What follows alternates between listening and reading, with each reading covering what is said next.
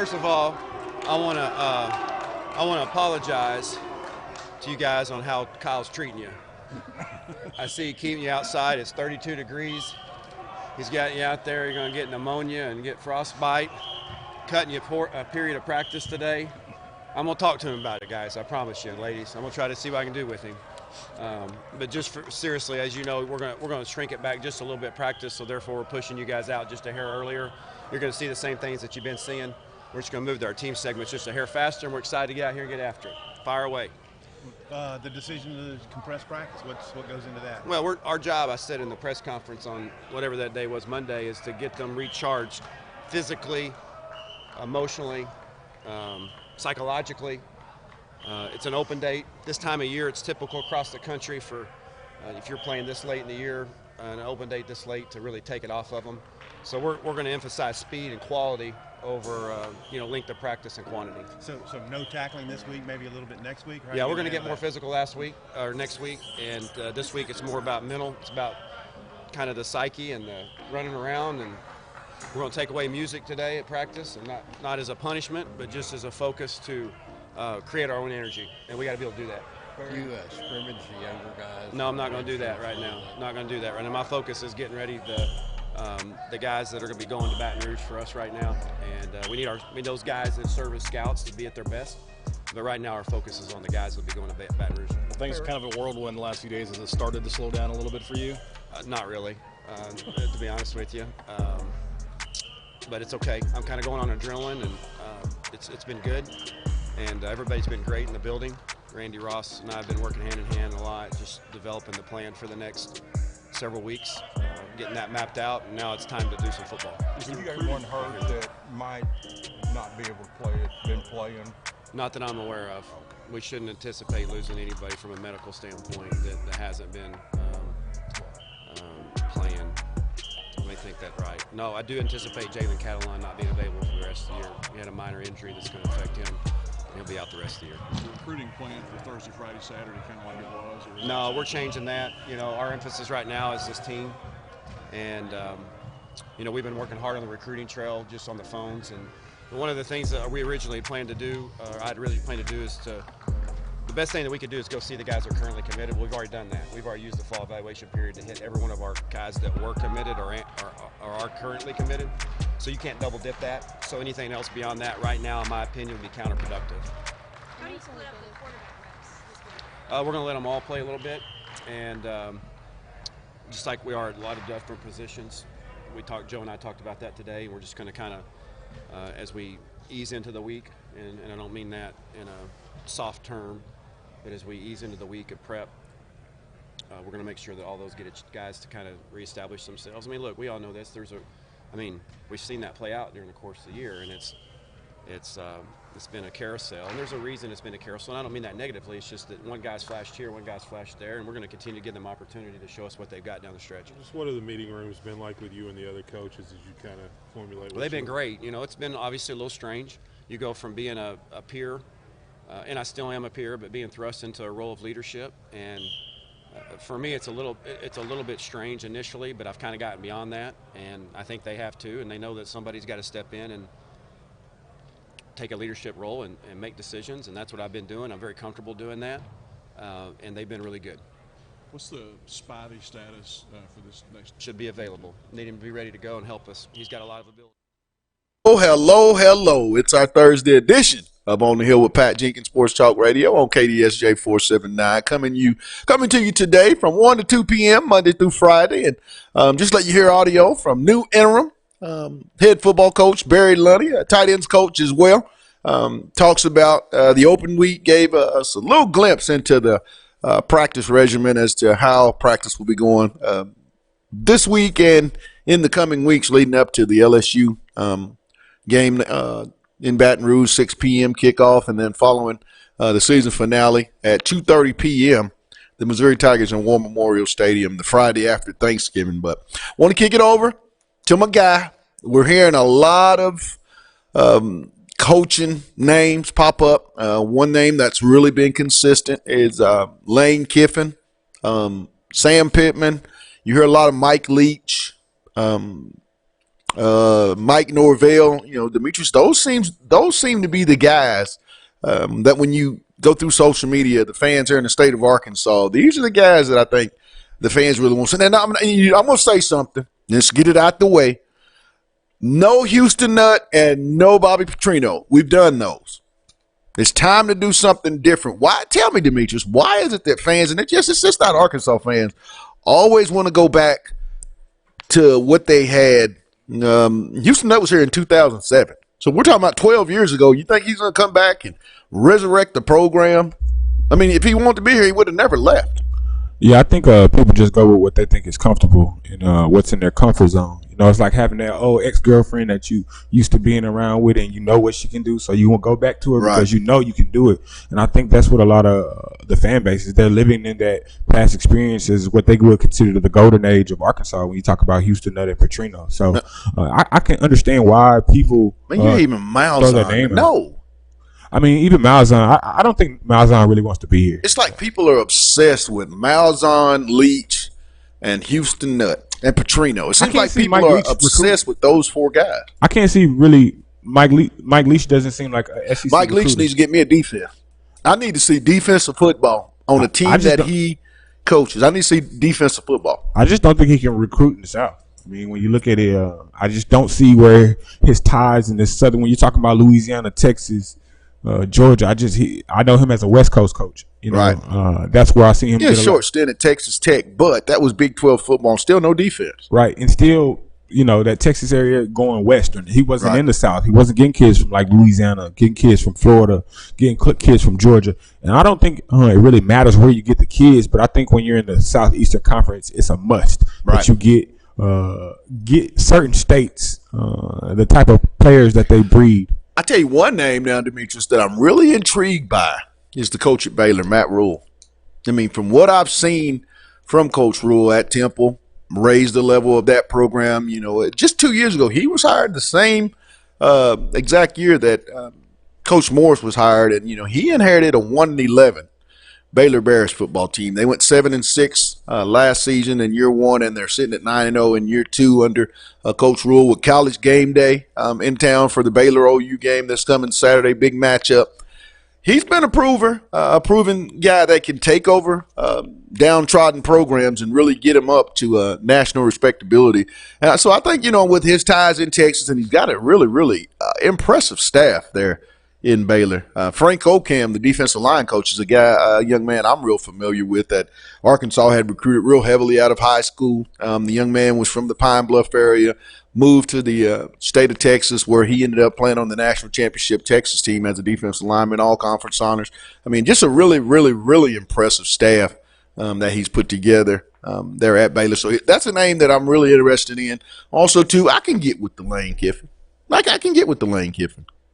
I think Lane could put together a staff. If you look at the staff that he had at Tennessee and at the staff he was able to put together at USC, they were recruiting some big-time athletes. I had to say it, but Lane Kiffin, Could there be a little probation? He's not a winner to me, though. Like he has a name. He has a good name. The young kids like him. But even when you look at all his stints, he's not a winner. He goes there and he gets the program going. Right. And he kind of brings some pieces that are needed that the next coach kind of uses to elevate himself. But I don't see Lane Kiffin as a true winner. He hasn't done anything to make me believe that he can build something from scratch and let it be longevity like Arkansas needs. Arkansas needs to have a coach.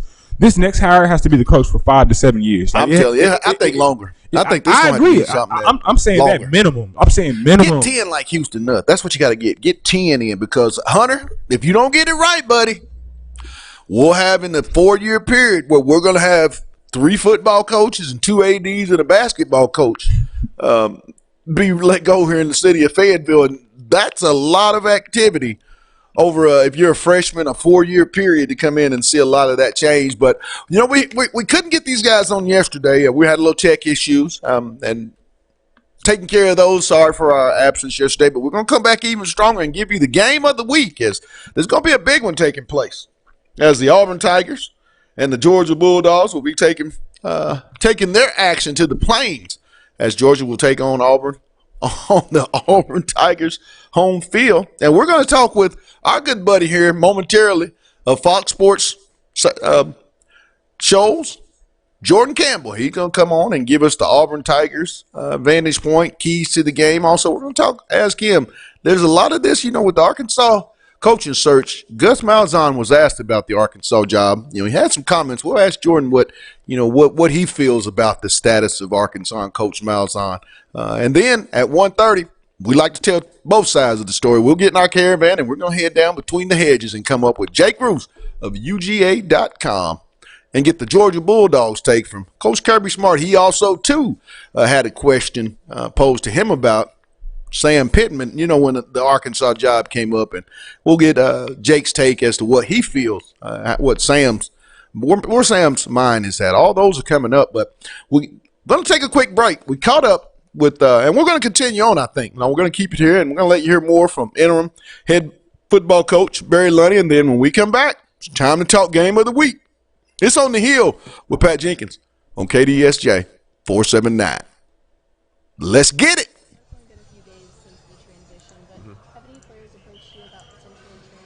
Not to me, they have not. They probably couldn't catch me if they wanted to. I've been running around like a chicken with my head cut off. He's on the rebound. He'll be fine. How impressive was it for LSU to go into Tuscaloosa this weekend and get that win? Very. I mean, they got a great football team. You can see that. Mature, physical, gifted. Not a whole lot different than a lot of the LSU teams that they had together over the years, but this one seems to be playing with more moxie and belief. Very impressive win. Anytime you go anywhere on the road and win in our conference, it's a pretty big accomplishment, much less Tuscaloosa. So it was an impressive win. It's a big first game to try to get ready for, but, I mean, can you kind of really get them motivated on that? If you can't get motivated in the situation that we're in, there's something wrong with you. I mean, to go and have 2 weeks to, try to make an attempt to shake what's on us, and playing the number one team in the country at night in Death Valley. I think they're known for being pretty good at night there. But, we went there in 2015 at night and played a great football game, and that's what our focus is to go again and play. You guys have heard me say this repeatedly, and our guys are probably already sick of it, to play our best football game that we played this year. All together. OD, special teams together. If we'll do that, I think our guys will walk out of there feeling good about it. Have there been any new guys step up as leaders since the news, other than, Studa, Nothing I perceive, but I think that'll show its head in the next 10 days. Again, this is our first practice on the field today, and so there's a lot of different types of ways to lead. Welcome back. It's our Thursday edition of On the Hill with Pat Jenkins Sports Talk Radio, coming to you each and every day here on KDSJ 479 from 1 to 2 p.m. And there's a really big ball game that'll take place in the SEC, as each and every week. That seems to be the common theme when we're talking SEC football. But this weekend, it's going to be taking place down in the Plains, where the Auburn Tigers will be taking on the 4th-ranked Georgia Bulldogs. And so we want to talk about it. And what better way to talk Auburn football than to bring in our good buddy and a guy that I know knows everything, Jordan Campbell of Fox Sports Shoals 97.9 FM. JC, welcome back to OTH, my man. Oh, man, it's always good to be back with you guys. Hope everything is going well in Fayetteville. I hear you guys are looking for a coach now? Absolutely. Well, off the record, I think they were looking for a coach all year long. Yeah. But we won't get off into that. We'll stick with the game of the week.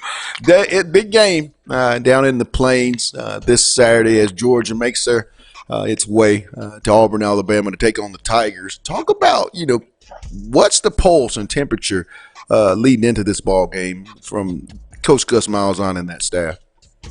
Well, I think they feel pretty good heading into this ball game, trying to get a few guys healthy.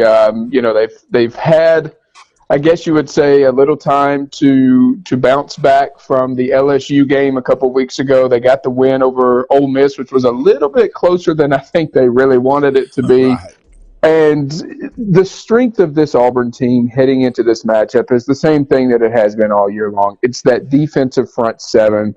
And they're trying to work a few things out with the secondary. They're trying to get their offense clicking. And I think when you take a look at the Auburn Tigers and their preparation for Georgia this week, I think it's probably been a good week of practice. I think they've gotten the chance to iron a few things out that they needed to. And let's not forget, by the way, that they were off last week. So that's always good for the Auburn Tigers as well when you take a look at the history of games for Auburn off of bye weeks. Right. When you look at this this team, it was quite obvious there, right before the off week, Bo Nix was kind of, struggling a little bit. What has Coach Malzahn and the quarterbacks coach there at Auburn been able to, work with Nix on, to prepare him for this upcoming weekend? Well, we talked about Bo Nix a little earlier in the year when I was on with you, Pat, and I think for the Auburn Tigers and Bo Nix, there's not a whole lot at this point during the year that you can expect in terms of development for a guy like Bo Nix. Yes, you do want him to be getting better each and every week, but I don't think that he's going to go from panicking in the pocket to stepping up in the pocket and making a Joe Burrow-esque throw. I just don't think that's what you're looking for from him. But what you can work with a guy like Bo Nix on at this point in the year is his confidence, having confidence in himself to make the right decision, to make the throw, to if he sees something that needs to be checked out of, to go ahead and make that call. Gus Malzahn doesn't have a second option. So there's no pressure on Bo Nix. Since Joey Gatewood decided to leave the program, you got Cord Sandberg, and no offense to Cord Sandberg, but he got no shot at ever beating out a Bo Nix. Right. So when you take a look at it, I think the development at this point is less on footwork and less on accuracy. It's more on confidence. Bo, we brought you in here. You've been starting. You've been our guy. Be as confident as we are in you and go out and take care of business. I think that's really what you're working on with a guy like Bo Nix right now. Talking with Jordan Campbell of Fox Sports Shows, FM 97.9, talking Auburn football. Flip over to the defensive side of the ball under Coach Kevin Steele. When you look at this Georgia football team, it's widely known they're going to, it's just on the shoulders of the offensive line and the running game and Matt and Jake Fromm. What does the Auburn defense have to do this Saturday at home to pull off this big upset? Well, I think for Auburn against a team the caliber of Georgia, it's kind of been some of the same things that we've talked about against other big schools. When you take a look at Auburn and LSU, or when you take a look at Auburn and Florida, or whoever it may be, you have to get pressure on the quarterback first and foremost. And Auburn has the talent to do that. They've got the talent to get in Jake Fromm's face, make him uncomfortable, and then you've got to stop the run. I think if you could take care of those two things, especially when you take a look at what Georgia has done this year. Georgia is running for 215 yards per game. They're passing for 232 yards per game. And I think you've got to control the run and get pressure on Jake Fromm. If you can do those two things, I think Auburn's offense maybe has come up with enough wrinkles here and there to get them a touchdown or two throughout the course of the ball game that a couple weeks ago we weren't sure that they could get. But you've got to stop the run. You can't let DeAndre Swift and those guys get out there and allow the clock to run while they're moving down the field, marching down the field, and you got to get pressure on Jake Fromm. And look, man, we've seen sometimes this year that Jake Fromm hasn't looked as good as maybe we thought he was heading into the season. So if you can do those two things, I think Auburn has a really, really good shot in this one. JC, it's always, in the off week, it's a good time to really evaluate where you are health-wise. How healthy is this Auburn Tiger football team heading into Saturday's ball game? Well, really, you've got a couple guys who have been out for a while, of course. Austin Troxler, an offensive lineman. You've also got a guy like Mark Anthony Richards who's been out for the entire season. He's had a right leg injury. One guy that I guess is sort of new to the quote-unquote injury list, Jeremiah Denson, has been dealing with a virus. It's unknown if he's going to be in the lineup against Georgia Saturday. He's been out since the 10th or so of November. Right. So he's probable, if I had to guess, probable to questionable to play. We know that Boobie Whitlow has been seen from time to time. He's questionable heading into this matchup. But honestly, just as an observer, I like what DJ Williams brings to this Auburn backfield, maybe a little better than what Jatavius Whitlow has brought this season. And I don't want to push Boobie beyond what needs to happen with him. So if he's not there, I think you're okay with DJ Williams. And Marlon Davidson is the guy that has the biggest question mark. He missed the last game with a lower back injury. He's likely to play against Georgia, but up front, he is a key part of what this Auburn defense has been able to do. I'm hoping that he's back. It looks as if he's going to be back, but he's still probable as it stands right now. When you look at this this ball game. You mentioned in the earlier segment about Arkansas looking for a job, and each and every time that this Arkansas job comes open, it just seems like if you don't mention Gus Malzahn, then it's really not an Arkansas search. What's been the your take? I know Gus was asked about the Arkansas job. I believe it was yesterday. From your general take, do you feel like Gus is really safe and moving and looking for even a better future there at Auburn? Look, Gus Malzahn is one of the few coaches who has beaten Nick Saban more than once in his tenure. Right. In the country, right? And he's done it at a place that he's been able to grow and establish a program. He feels like he's got recruiting going the right way there. I don't see, barring blowout losses to Georgia and Alabama and possibly a blowout loss in a bowl game, whatever bowl game Auburn ends up in, I don't see him leaving to take the Arkansas job. That's no disrespect, but it's easier to continuously grow the program you're at than to start from square one. Great point. If Gus was to ever take the Arkansas job, which I'm not going to rule out that he will ever be back in Arkansas, but I think it would be after a horrendous year or two very down years at Auburn, where Auburn is expected, to win 9 or 10 ball games, and he's won back-to-back 6 ball games. And then Auburn says, you know what, we're going to head in a different direction. Then he might be able to go to Arkansas. I just don't see Gus Malzahn, if he's having success at Auburn, leaving Auburn and going to Arkansas, just like I don't see Nick Saban leaving Alabama. Nick Saban's obviously had a ton more success, but why would you go somewhere else in college football and try and reestablish the formula that you've already got up and rolling there? I understand it's an Arkansas search, so that means Gus's name is going to be brought up, but I just don't see it unless they come in and say, all right, Gus, we want you. Here's the same contract Jimbo Fisher got. And I don't think Arkansas wants to do that. And if they do, if Arkansas did that, boy, I'll tell you what, let's just say it would be a lot of laughing going on down here in Alabama. Well, we got about a minute and a half left, Jordan, and I want you to give me your offensive player, defensive player, and the final score down in the Plains on Saturday versus the Auburn Tigers and Georgia Bulldogs. For the Auburn offense, I'm going to go with DJ Williams. This is a young man that's really come on as of late. He's a freshman, and we know that Gus Malzahn is a fan of riding his workhorse when he has a true workhorse. I think DJ Williams is the guy to watch on the offensive side of the football. Defensively, it's Derek Brown. That's the guy to watch for me. It's got to be Derek Brown. What is he going to do? Can he get pressure on Jake Fromm?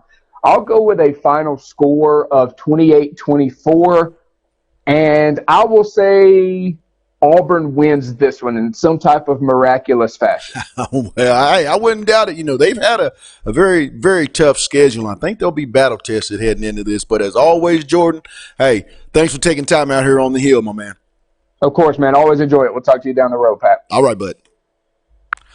That was Jordan Campbell of Fox Sports Shows, FM 97.9, giving us the take on the Auburn Tiger side of things. But we got to gas up. We caught up with Arkansas head women's basketball coach Mike Neighbors. They got a big one tonight. We'll hear what Mike had to say. And then following Coach Neighbors, the second part of the game of the week, UGA Sports, Jake Roos. He's all up next. It's On the Hill with Pat Jenkins on KDSJ 479.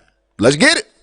Waiting to announce them all at 5:30 when we get them all together, but good day for us. It'll be when you read it, you can go back and hopefully from the release, Mario cleaned up a lot of my ramblings of late last night into a usable format, but we got a lot better today. So that, and then with Oral Roberts, obviously a huge step up in competition from what we've had. A team that's already got 3 wins, a team that's got a lot of starters back from a team that in our gym last year took us pretty deep into the fourth quarter before it was a comfortable game. So a unique style of play. Everybody can shoot it and is willing to shoot it. So quick turnaround for us. We were off yesterday with we had to have a mandatory day off, so it was yesterday. 1 day of prep. We got to be really good today in practice. When you go back to Monday night, I don't know if you played your best game, especially in the first half, but to score 101, I mean, what's that show your capabilities as a team? Especially when you look at there weren't very many threes. I think 5. Is that right? So 66 points in the paint. which is another one of our indicators that our offense is functioning. If they want to take one thing away, we need to be able to do the other. So getting 66 in the paint, and again, it's not like we turn people over and go lay it in. They were all half court. I thought our spacing was really good. There was a lineup, and it was the starters, but it was the second rotation when they played. I think we scored on 14 of our 16 possessions, and we didn't turn it over at all. So I thought our efficiency was really good. I didn't like the free throw percentage. I didn't like the way we finished the game. And, as a coach, you're always going to start picking at things. And we're finally at a point with our teams where we can pick at them. And we had challenged the team, can we learn from wins? Let's not be that team that has to get beat to be all mad and go back to work and work hard and fix things. So I thought going between the two games, it was certainly something that we drew a lot of positives out of. We didn't have much to show them in the film room. We really were picky, having to be very, very picky to find things to show them. And that's the key to this whole thing this time of the year. You mentioned ORU stepping up. I mean, what do you see from them, and what do you expect tomorrow? Well, sometimes the last two games or in our two exhibition games, if we've gambled, we didn't pay for it. If you gamble against these guys and you reach yourself out of position or you miss a rotation or what we call our my bads, our group loves that term, and if we do that, it's going to be costing us 3 points at a time. They've got a number of kids that shoot a very high percentage. They're confident. They're willing to take it. They're going to make us pay every time we make a mistake and really expose us. So we're not going to be able to make up for it with Taylor. Welcome back. It's our Thursday edition of On the Hill with Pat Jenkins Sports Talk Radio, coming to you each and every day here on KDSJ 479. And real quick, want to give a shout out to all of our sponsors before we conclude with our next big-time guest, Lindsay & Associates, with an office location in Fayetteville, an office location also, too, in Rogers. Locomotion is located just below the Northwest Arkansas Mall in Fayetteville.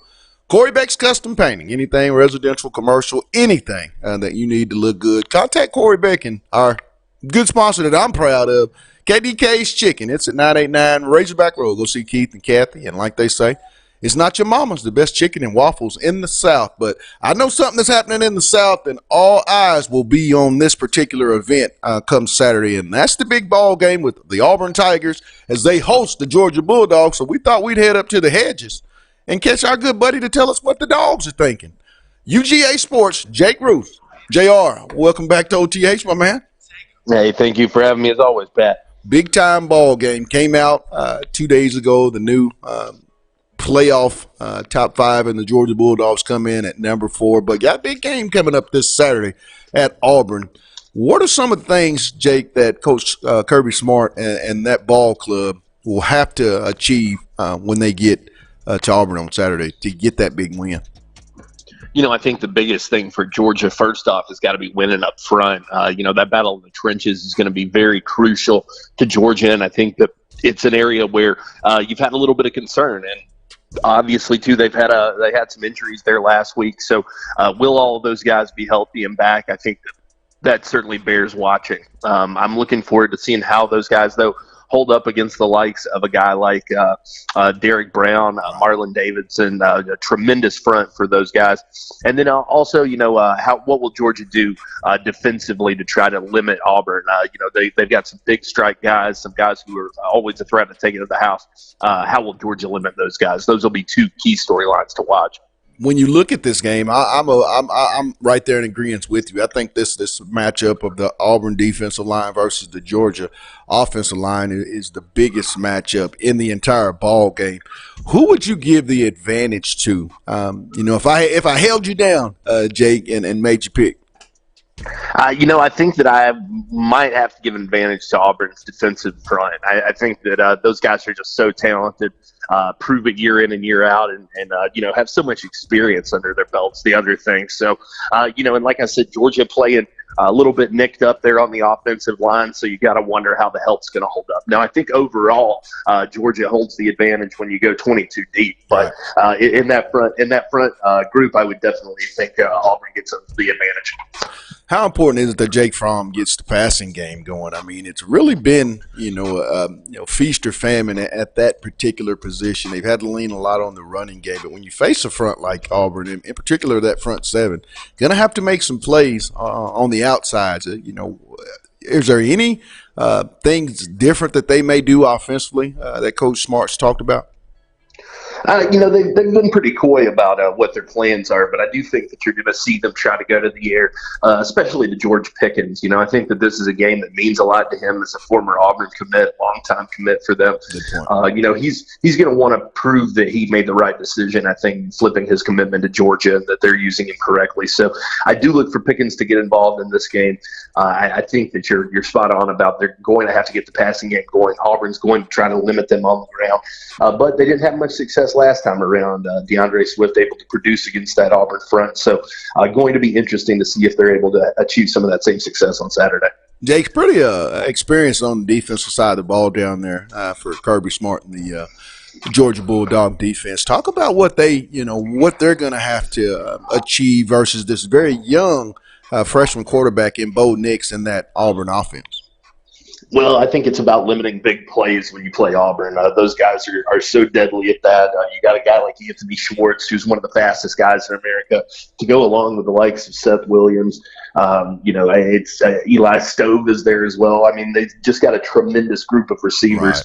Right. And Bo Nix is absolutely a tremendous young freshman. So I think Georgia has to get in there, affect that young man, and make him make some decisions perhaps before he gets too comfortable. But it'll be about affecting his progressions as well as limiting those big plays.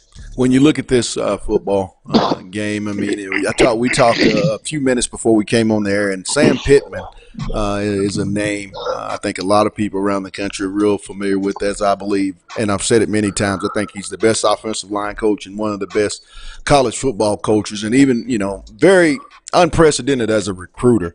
His name with the Arkansas job has come up. I don't know how much seriousness that is, but what's been the temperature? I know Kirby Smart was asked about if where his evaluation would be, if Coach Pittman was ready for a head coaching job. Had good things to say. What have you heard down between the hedges?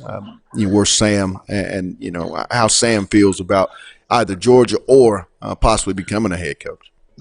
I think that Sam's pretty, feels pretty good about his spot in Georgia. Obviously, he's had some great recruiting success, and assistant head coach title. They put a lot of responsibility on him, leaning on him more in the offensive game plan as well. So I think that Georgia's done a good job of it really incentivizing it, making it a job worth his time. I question about him wanting to be a head coach at this point in his career. He seems like a guy who's older, certainly, probably wanting more so to settle down. I think that he would be a great hire for Arkansas, and I definitely think Kirby Smart would encourage him if he wants to do that. But that's quite a rebuild project they've got in Fayetteville right now, and I think that a younger, more energized coach might make a little bit more sense up there. Now, I want to get into the playoff top five. Georgia comes in number 4, really the third or fourth year. Each and every year, I believe that Kirby Smart's been the head coach there in Athens. They've been in the playoff picture.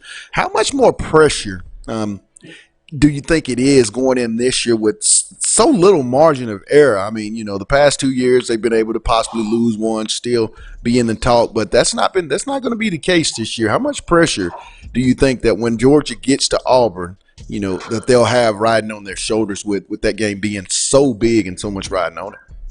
Well, I think that's something that a lot of the guys on this team have become accustomed to over the years. They've had some trips along the way, some losses that probably they shouldn't have had. Right.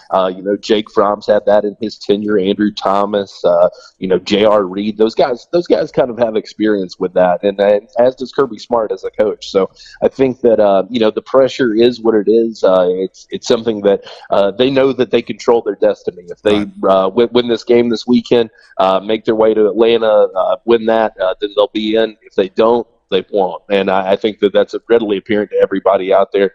I think Georgia, no secret to them. They know that they've got to handle their business, and I expect that that's something that they've been focused on talking about this week. Talking with Jake Roos of UGAsports.com, covers all UGA football. All dog talk for us here on OTH, and we got about a minute and a half left in the segment, Jake, and I want you to give me your offensive player, defensive player, and the final score down in the Plains with the Auburn Tigers versus the Georgia Bulldogs.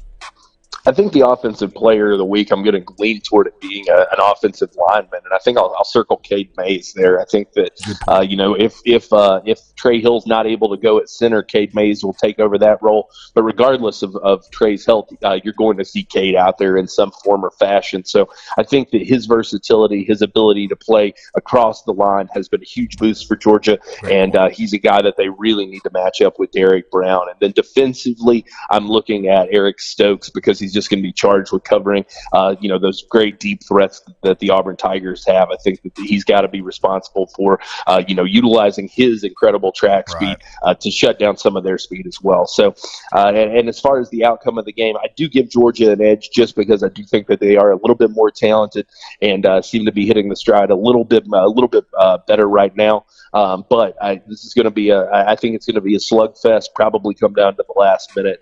I think that a defensive struggle, certainly. Well, as always, my man, love having you on. Hey, you have a blessed day, and thanks for taking time out here on the Hill. Hey, I appreciate you, Pat. Thank you. All right, bud.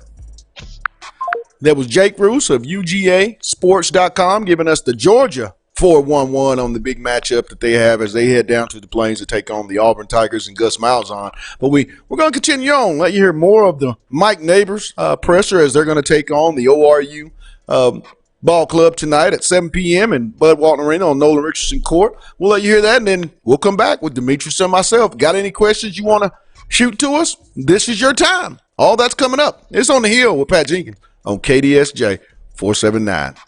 Back in a bit. Against some quality opponents, so they'll come in. They've never been intimidated by us. We play so often, and a lot of these kids play against each other, so we don't have a huge home court advantage or a huge intimidation. They're coming over here making the short trip expecting to win, and I think that's a difference in what we've faced so far. Does looking at their roster, looks like you guys match up a lot better. I mean, they play four guards. Yeah, there's not a somebody walking in and warm-ups that's going to strike fear into you, but that's part of the problem. Sometimes when you have that kid, they get your attention. They get it done. They got a 5'8" kid that's averaging double-figure rebounds. So, I think there's times people look at us like that too. But I do think with them, there's going to be some things we're going to be able to do defensively that we're not just going to be overwhelmed. And gives us a chance around the basket. Taylor's been holding her own against kids this size for a long time now. So there's not a person on there that we look at and think of mismatch. Any update on the kids who are still sitting? Yeah, just that IT's a little closer to being 100%. Everybody else that's been out, still out. Nobody else will be dressed out that hasn't been. But IT is a little closer. And fortunately, no new bangs or dings to report. With Amber, do you feel like her shooting stroke is going to come at some point? Yeah, it's just getting her more open shot. Yeah, and we've at the risk of sounding like quotes that we've heard this year, we haven't opened up the playbook yet either. We've got some things that we tend to save, and some of those things are things she's really good at. But yeah, we get her those same type shots. It's always a little bit of a situation where you haven't played. You can practice all you want, but it's just that game speed, the game adrenaline, the game feel. It'd be good to let them know we 100% confidence in any shot she wants to shoot. I'm okay. Welcome back. It's our ending segment, but it's the Talk to Us segment. If you wanted to share some thoughts through Facebook Live or our YouTube live stream, you can do so. And I think we came across a really, really good question that Demetrius wants to share, and we'll give you guys our thoughts. Yeah, we have one of our top fans in Nick Lee. He says, how can anybody say no to Mike Leach, who shows loyalty to teams he is with, and yes, to Sam Pittman, who will jump ship for a bigger paycheck? I get it, but nah. Can you give some people some insight on really what happened with Sam Pittman and Brett Bielema and that fallout here? Absolutely.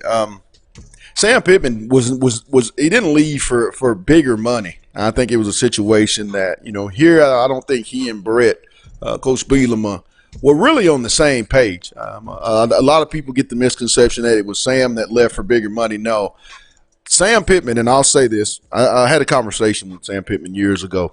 When he was assistant here. Sam Pittman dream job would be to be the head coach at the University of Arkansas. Now, when that is, or if that ever happens, still remains to be seen. But I've had the privilege of watching Coach Pittman with those young men, and when he left, not only were the offensive linemen at the University of Arkansas really, really emotional, I saw young men at multiple positions on that team showing a lot of emotion. Tears were streaming. He's a galvanizer of men, a leader of men. And you can talk about coordinator, you can talk about all that, but give me the guy that's going to energize my young men. The young men put belief, they put their belief in him, because when you get that, I mean, like I said, look at PJ Fleck, never was an offensive coordinator, but by George, wherever he goes, they're going to win. Ed Orgeron was never a defensive coordinator, but you look at the way those kids lay it down on the line. Dabo Swinney comes to right, was never a offensive coordinator, but when he got his opportunity, he was a receivers coach at Clemson. The players loved him, and you see how he galvanized that football team. I can remember there was a time he was going to be fired after the 2010 season. Just kept on plugging, and you look at the way that it's about kids loving who they're playing for. Now, people always talk about Demetrius. It's not about the players. That's the biggest crock of crap I've ever heard in my life. If kids give up on you, Chad Morris lost that locker room. You lose those kids, you lose your job. It's a hand-in-hand thing. Those kids don't play for you. You tell me, if 22 men won't go out there and lay it on the line, how do you keep your job? And you want to tell me it's not about the kids? It darn sure better be about the kids. If they don't, I mean, it's about trust. They got to know that you're right there behind them. I mean, look at all the teams when the locker room's gone that you've heard of in professional high school, Demetrius. Once that locker room's gone, it ain't too much longer that the head man's going to be gone. And I'll jump back on that Sam Pittman. I think another thing what Brett Bielema and Sam Pittman disagreed on was the uncommon men that Brett Bielema wanted and the type of players that Sam Pittman wanted. Sam Pittman wanted some monsters. Right. And I don't think Brett really knew how to handle a lot of those kids that Sam Pittman wanted to recruit. Brett didn't put the clause in, the non-compete clause. Had he put the non-compete clause in Sam's contract where he couldn't go from Arkansas and make a direct go and stay in the conference, that would have been a lot different. All that was contingent on Brett not doing his situation right. Sam Pittman, I think, would come back in a heartbeat to be the head football coach at the University of Arkansas. And I tell you what, if it's a situation where I feel a lot more comfortable with a new head coach as the coach I'm working with, I mean, you want to be in a situation where it's comfortable, not where you dread going to work. And I think the thing that I like about Sam Pittman is, if you notice, anywhere that he's been, once he's left, all those programs have went on a decline. Right. And I think if he does decide to leave Georgia, you're going to see the same thing. You're going to see a decline on the offensive line, because Sam Pittman is such a great recruiter and coach and so well respected that when he leaves, a lot of his connections leave with him. So again, I think Sam Pittman is one of those guys that can definitely come to Arkansas and get us situated, because if you really look at it again, we're only a offensive line and a secondary away from being a competitive team. When you look at Arkansas, we have the skill positions in the running back position, the wide receiver position. I think even when you look at quarterback, KJ Jefferson is a good fit. I'm not saying he's perfect. I think he does need a quarterback coach that can coach him up a little bit more from a fundamental standpoint. But I think all the pieces that you need on offense is there. You just need an offensive line that can block and get it done for the guys in those skill positions. And then when you turn around on the defensive side of the ball, man, you get us a secondary and a linebacker. Man, you look at I think Arkansas is okay. Coach Pittman has recruited, and all the linemen that he brought to Arkansas. Ragnow was from Minnesota. I believe Dan Skipper was from Colorado. Denver Kirkland was from Florida. Trey Tola also too. He was, not from the state of Arkansas. Sam Pittman has the ability to nationally recruit across the country. And I told someone this yesterday. I firmly believe if Sam Pittman were hired as the football coach at the University of Arkansas, I guarantee you there will be multiple players that played on the offensive line for Coach Pittman that would make their way to Fayetteville, Arkansas, and all of them wouldn't be from the University of Arkansas. I think you would see just how much these players really adore and would love to play. Sam's from Grove, Oklahoma, not too far from Fayetteville, played at Pittsburgh State, understands, the grit, the toughness that it takes to make it on a daily basis. And, not being too far from Fayetteville in a hometown of Oklahoma, growing up and really having an understanding to get a chance to see from from slightly afar how this Arkansas program is, but I know Sam would be a great leader of men from based on what the privilege I had of being able to see how he operated with those young men. But any more questions we need to touch base with?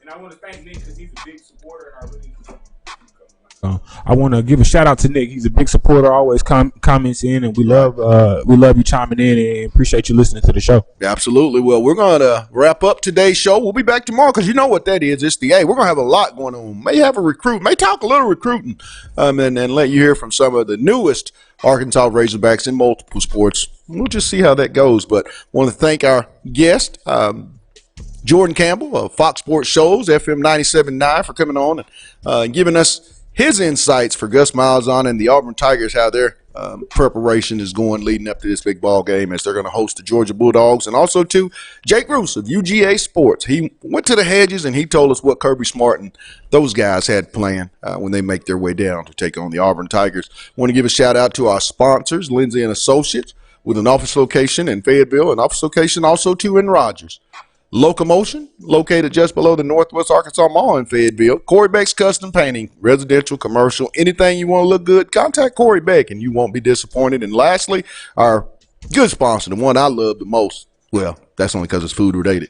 KDK's Chicken. It's at 989 Razorback Road. Go down and see Keith and Kathy. Get you a plate of that love. And like they say on their building, it's not your mama's. The best chicken and waffles in the South. I firmly believe that. Go down and get you a plate.